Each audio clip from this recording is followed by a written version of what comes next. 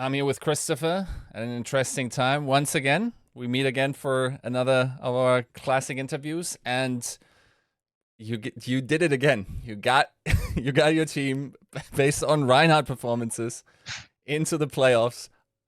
Was that something you expected this season? Because like for a little bit, it was a struggle to even get into play-ins, right? I was texting my wife like a few months ago. It's okay. Like the season's gonna be really quick this year. Like I should be home before play-ins. Then we call. Oh, sorry, just a few more weeks. Then I'll be home. And now, oh yeah, okay, now yeah, we qualify for playoffs. Yeah, okay, this time 2 weeks, but for real, you know. So no, I really didn't think we were gonna make play-ins. It looked so improbable. I really didn't think we were gonna win play-ins. That looked so improbable. So I guess this season we got some like plot armor or something. What do you put that to, that you had such a... Is it just like a meta switch that finally allowed you guys to get back on the ride? Not really. I think we just made the decision. I think obviously with hindsight, we could have maybe done it earlier. Like the biggest reason what I think is the reason that we did it was the mentality of the guys in this team is better than most of the other teams. Like every other team that when they went through, like every team goes through like an up and a down. What I heard from other teams is when they went through their down, they're just canceling scrims, they're rage quitting scrims, they're like hard tilting, they're asking for players to get kicked. So when we had the first half of the season, we were losing all the time. No one ever did that. You know, we just kind of like kept going. We kept trusting the process. And I think that like that resilience and that mentality, when we did get the opportunity to bounce back and have some good things, like we were almost like rewarded by the universe, you know. Like I've seen so many times this like season, players just AFKing and scrims, having to take a pause. Oh, sorry, we're just calling it. Like this player's like mental boomed. Like some really, really horrible team environments. And obviously, when we were at one point, like a lot of people thought we were the worst team in the league or somewhere close. But I think that like the vast majority of our guys kept their head up, and I feel like that was like the most significant reason in terms of like why we were able to like bounce back. That's like what I give them the most credit for. Right. I feel like even before this run last year started, you already talked about that getting the train going last year wasn't this challenge. It was going to be this year, doing it again, running it back, trying to find the motivation in the guys, right? Was that Yeah. therefore like a much harder season than it was last year? Yeah, I think so. I think in a lot of ways it was more challenging. I think that when you have these higher expectations, everything becomes like slightly more difficult. Like when we got our first win of the season, no one cared the same way we cared. Like we 3-0'd Vancouver at the start of that season. That was such a massive result for us. When we 3-0'd Paris this year, it felt like, that wasn't that good. You know what I mean? So I think there was like certain like dopamine levels that you can't achieve the same way that you could last year, which I think made a lot of it harder. Like players had like higher expectations for themselves and as a team. Whereas last year we had none, which means anything good that happened to us last year, we could kind of like cherish it. Whereas this year it felt like there was a certain level that we had to play to, and anything underneath it wasn't hard. It was hard to get excited for the same things, you know. Sure. Now the interesting part is, and we chatted a little bit beforehand, and there's one line that I remember that is very interesting because yes, I just realized that's true. It's the starting five again, right? From last year. It's like this cohesive unit. It's not like anything that like where you had to adjust by changing a person to the particular meta. You did it with pretty much the same guys again, right? Is that just once again a win by the team unit and not necessarily the meta interpretation that you had? Yeah, I think the five of them have. I don't know. I don't want to like be like too hyperbolic, but I actually think we have the best communication and team play of any team in Overwatch League history. I think no team has the same level of like. I really, really think so. Yeah, Like, I no, no. think that if you I like that you just preface that. I don't want to be hyperbolic, and then the best of all time. uh, Yeah. Well, Go on, go on. I don't know, but I really, really think so. I think in all the teams I've coached, like the level of communication, the stuff that like these guys are able to do, like the way that they're able to listen to each other, do stuff. Like I really think that like we have achieved like something that I haven't like. Obviously, teams are like points like like goats, shock and stuff. But I imagine if you go into their comms, it's nowhere near like ours are, you know. And I think that that's what I've struggled with in terms of bringing new players into this lineup. And yeah, I guess that I just think that overall that's what's like significant about these five is they just play like with each other like no one else, you know. Yeah. Now, okay, while we're on the keyword of bringing new players into this team, there has been an interesting decision by the Overwatch League to, Yeah.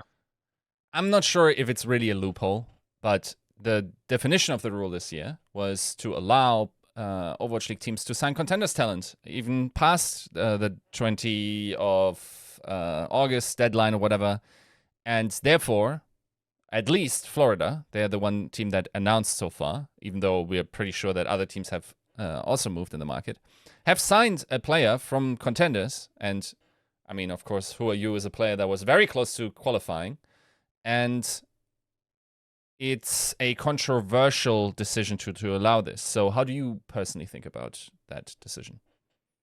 I mean, they tried to get me in season 3 with the decay rule. They tried to stop us getting to playoffs. They've been coming for me with that rule since the beginning. But I mean, I think it's dumb. Like, I think that I can't. I just think it's stupid that it's possible this late in the season to wait. Obviously, the teams that have the advantage are the teams that have already been practicing this meta for 2 weeks, so they can kind of pick and choose. But it is what it is, you know. Do you think there's a formative difference between, let's say, the Infernal situation who had to replace Fixer and the situation, let's say, for Florida? I think everyone probably thinks that who has a logical part of their brain. Injury compared to just, it's a Genji meta, let's bring in a Genji player, surely has to be different, yeah. No, for sure. Now, the other thing that happened was the bracket draw. And I talked to Gamba, and he had a very interesting term for you guys. He called you bracket terrorists. Yeah. But to explain to you what he means by bracket terrorists is, you're, of course, the team that you don't want in round 1 to fully focus on, because you got to practice a meta that's not necessarily, you know, the one that everyone will be playing. Specifically for you guys, therefore splitting like scrim opportunities, it's very hard to get a team that plays like you guys in order to prepare for it. And then for that practice to not really pay off for the rest of the tournament unless they play you again. Therefore, like the Infernal chose to pick you guys away from you. And I also talked to Jin, and he said, like, yeah, specifically because you guys are bracket terrorists, we wanted to not have you on the branch. So, like, how do you think about these comments from those other coaches? I like it. It shows that at least someone gives us like an element of respect. I think that what we did in play-ins was the same too. You know, like every team that played us in play-ins had to practice an anti-London comp because they didn't think that their main comp would win. Which I think gives us an advantage too. So yeah, I think it's obviously nice. Like I don't think it was necessarily like trolling to pick us away, because I think that I understand that no team would want to play against us. And I think that's going to be our mentality. You know, we're just kind of happy to be in playoffs. Like even if I lose every single map there, I really don't care. Like the fact that we made it is like way outside of our dreams anyway, you know. So we are happy to be there and no one wants to play us. And if we combine those two factors, then you never know what can happen, you know? Right. You guys did receive a pick, right? Did you have a particular strategy going in? Like if you got a pick, you had a particular team you didn't want to have on your branch of the bracket? I zoned out everything about playoffs because I thought it was impossible we would get there. So after we won, they just kind of throw at me, oh, you need to do this. So I was like, oh, I literally have no idea how this works. So they just gave me a list and I just choose the best team to go away. That was my entire thing. I literally had no idea. Like all the stuff obviously was announced and given to us, but I mean, they were like, oh yeah, you need to fill in your visas for Canada, you need to do this. And I was like, literally it's not going to affect me. So I'll just forget about it, you know?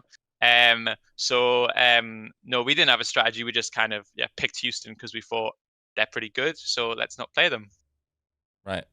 Now, I think a little known fact to the public that comes with this draft, and the fact I feel like the Infernal did you a huge service by doing so, is that by being picked as in 4th position, because if you go by the order of operation, of course, Atlanta is first. They won Mid-Season Madness. They were first in NA, get first seed. Infernal gets first seed. That's a whole other discussion in APAC. And therefore our second seed. Then the pick of Atlanta gets 3rd seed. Yeah. And then because Infernal picked you guys, you are now officially 4th seed. Now, people might say, what does it really matter, the seeding and whatnot? One thing I heard is like PPA allocation in terms of like the order of operation, how people can choose is one. Okay, how much does that matter with 2 days of practice and whatnot at the venue? Now, what I didn't know is that it does determine the map draft order. And from what I heard is it does advantage you guys, right? Is that accurate at my recollection of the event? Yeah, pretty nice. We get to pick first map against 2 of the teams. I think it. I can't remember. I think maybe.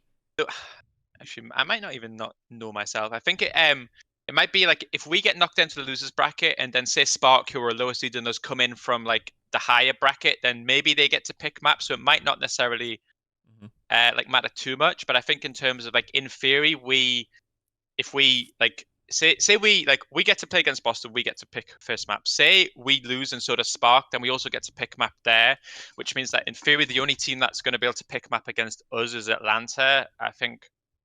Yeah, I mean, we'll see. I feel like most teams know, like Atlanta, when they can always pick Ilios, and I think Ilios is pretty good against like a Rhine team. So it might be something where we only have to like practice like 2 out of the 4 COF maps, which is nice because there's obviously such a massive pool. Like one thing for us as a play-ins team is there is now a different map pool, right? So there's 3 extra maps that we haven't played at all that we have to get up to speed with teams that have had like 2 weeks on us.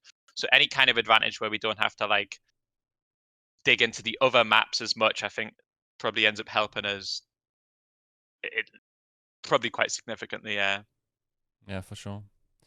Now, another thing that is always popular to discuss at this point in the season, and that's going to be announced, is the award season. Now, we're not going to take effect in a propaganda way by us talking about it now, because by the time this releases, it will already be determined. So you can speak freely from the heart if you want. And you already talked about the MVP choice.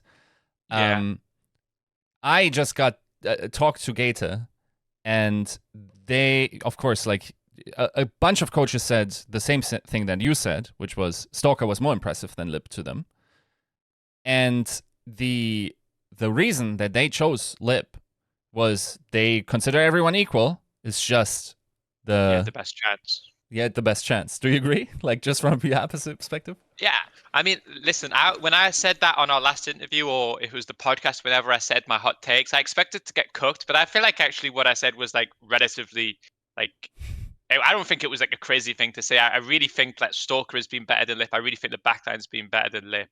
I think Lip's obviously been incredible, and I think it wasn't an attempt to say that Lip is bad. But yeah, that was my feeling too. Was that like I think Stalker's unbelievable DPS, and I think I still maintain that backline is like the most significant reason for their success this season. For sure, yeah. Now, the other thing is the RoleStar's decision. Do you like the split? Do you think it's a good thing to like give some significance to the APAC region, or do you think like they should have let it be what it was? It's just so tough, isn't it? Because either way, someone gets kind of shafted. But I feel it's impossible that only 2 supports from MA are going to get it this year. You know what I mean? Like I think realistically, from APAC, you can maybe squeeze a DPS and maybe squeeze Hanbin in there. But I feel like everything else has to be NA just based on performance. And I feel like even the APAC teams, if you ask them truthfully, would probably agree.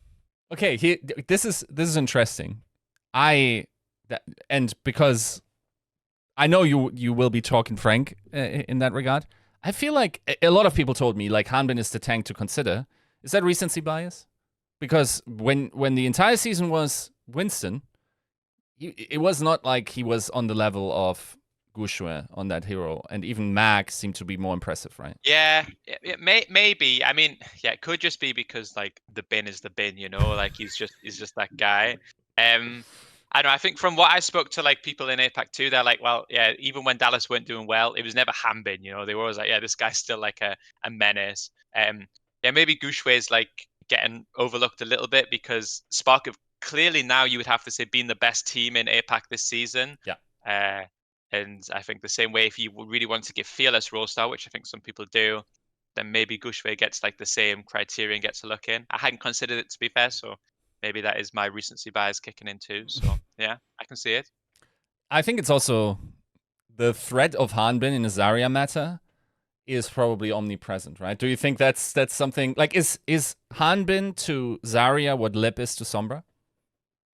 Yeah, for sure. Like, if not even more, maybe. Like, I think everyone the second they heard it as Zarya met, everyone's like, "Oh, Hanbin's coming," you know. I think on the heroes that he plays, I felt like last season he was just a real level above, like the Queen, the Zarya. Like any time it was one of those metas, he was just unbelievable. Yeah. Right. For the sake of completion, because I asked everyone that I interviewed in this series about the topic of Coach of the Year. Now, you're the reigning Coach of the Year.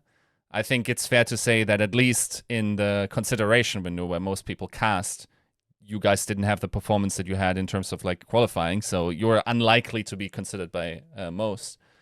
And there's generally two schools of thought, right? You can vote someone like Moon, was the best coach of the best team, won the archetypical sports model. Nobody knows what's going on behind the scenes anyway, so might as well give it to him.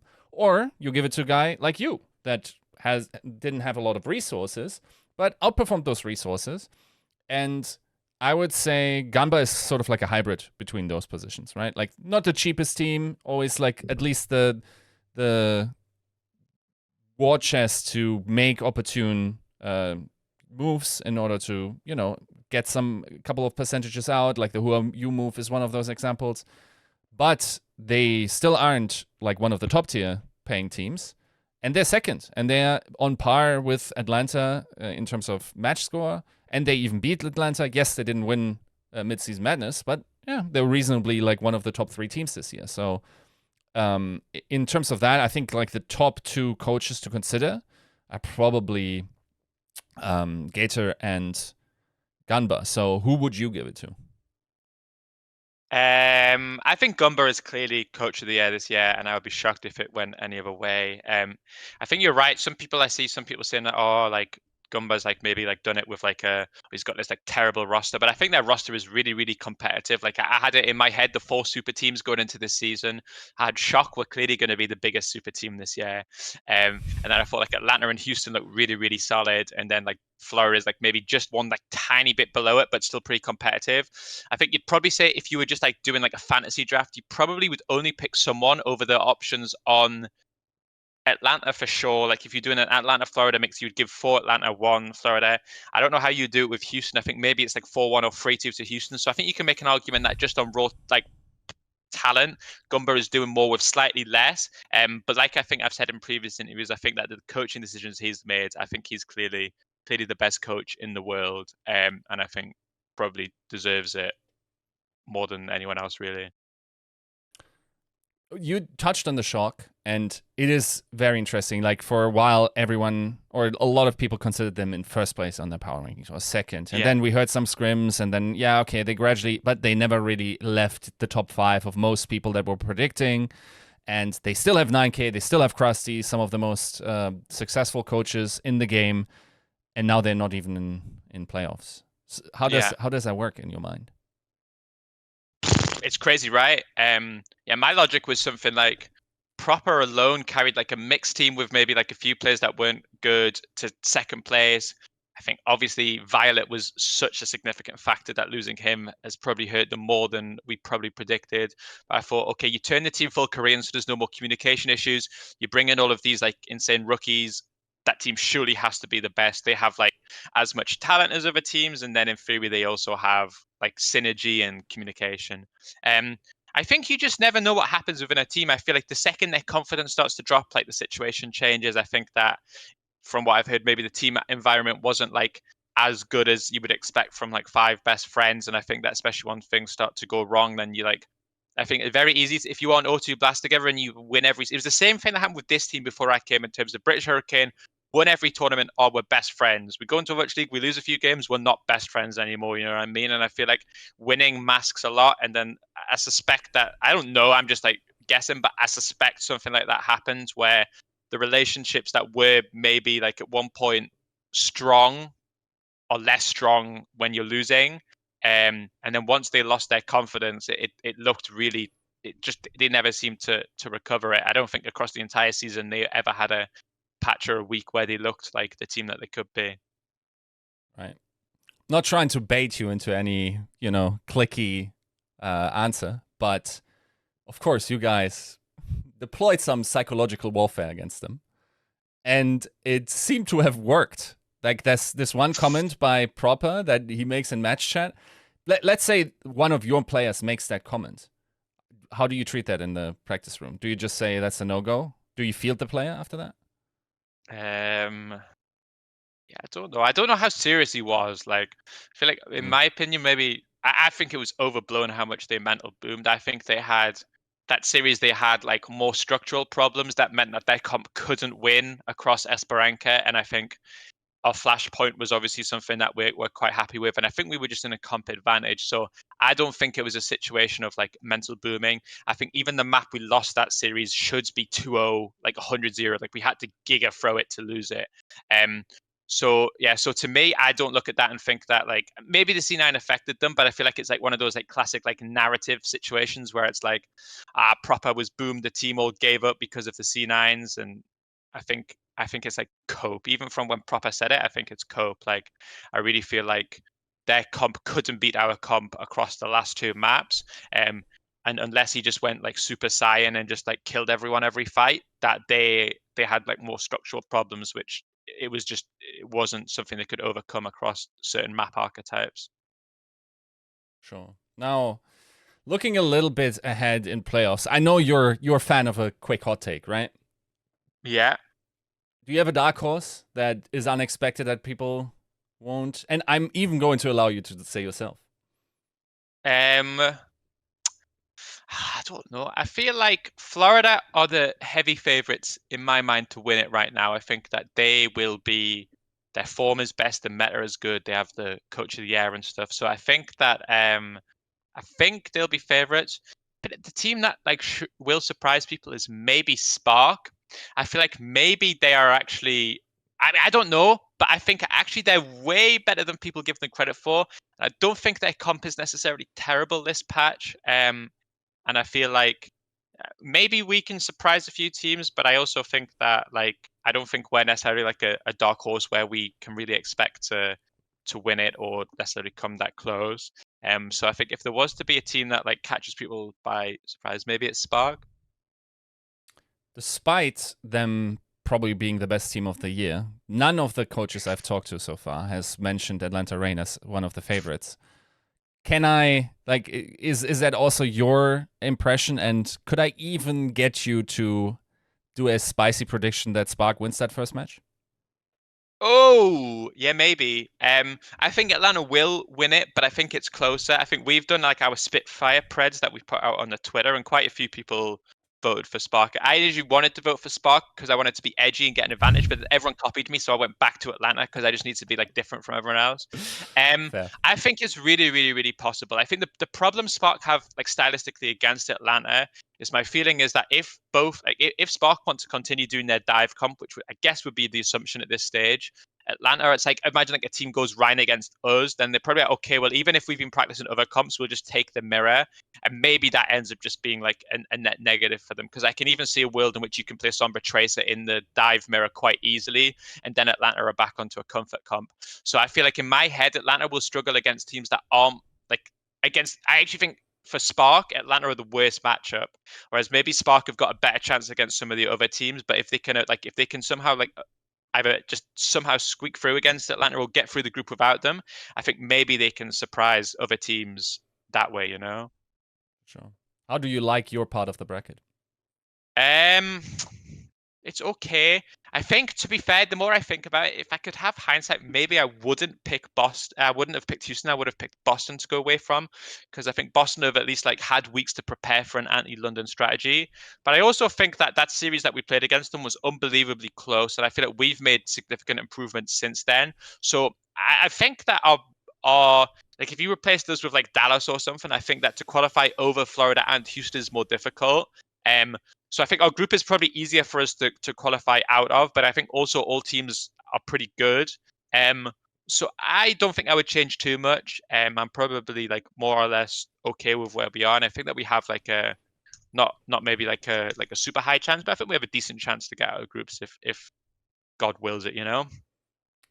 How big is this patch in terms of how some of the meta comes play into each other? Because you said, okay, Boston makes sense. They had to prepare for you guys because you were part of the play-in bracket. Theoretically, if the balance patch is significant enough, then like their solutions don't work anymore, right? Is that one of those patches?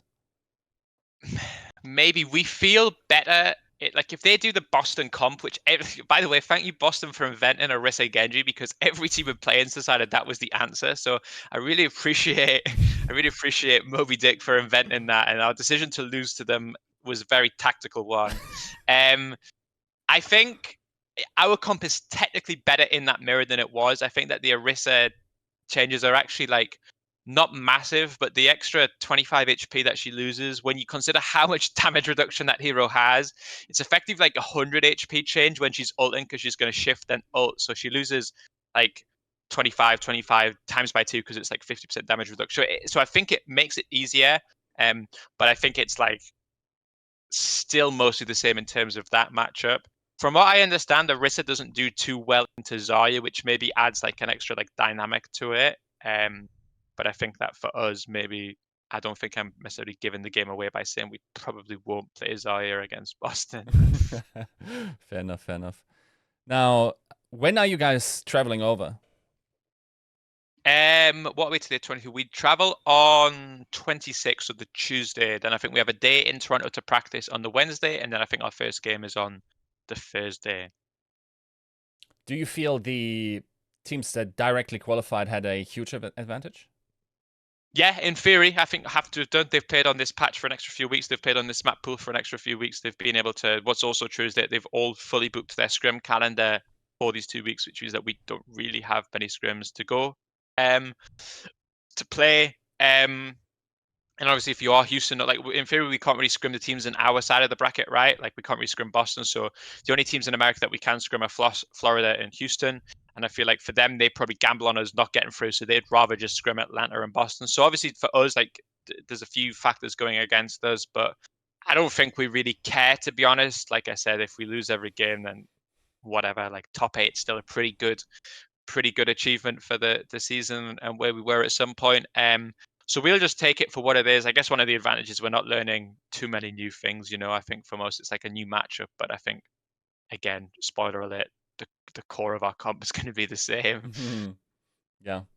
Now, the APAC teams are coming over, and do you expect any surprises there? Because on paper, it could have not realistically been much worse, especially for the Infernal and the Fuel, right? They cannot practice against each other. They're traveling very late into it. They have massive jet lag there. So, like, in terms of that, and they already played the worst region for all year, pretty much.